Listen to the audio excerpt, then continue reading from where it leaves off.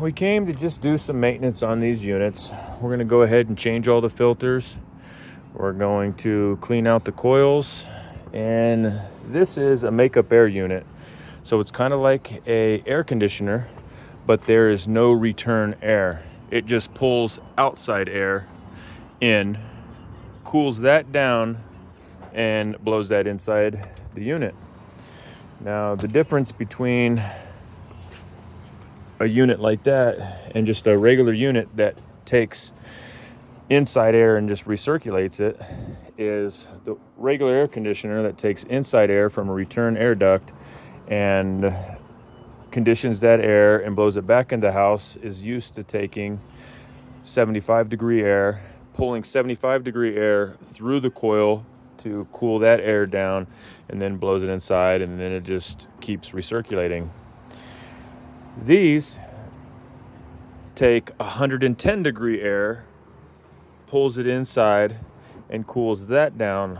So these coils have a much higher capacity than a regular set of coils. But anyways, this circuit number 1 was completely frozen over all the way up to the metering device there. That was completely frozen up. And then what else did we have frozen? So it was frozen all the way up to about here. This is going back to the compressor. So now this was not frozen. None of this was frozen. All that line going back to the compressor. Then we had the compressor is frozen.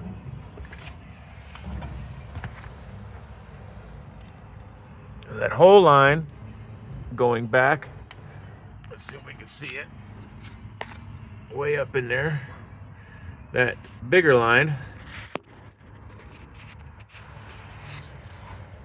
was frozen all the way down all the way down into that compressor right there. It was also frozen. But the weird thing about it is this is where the freezing started.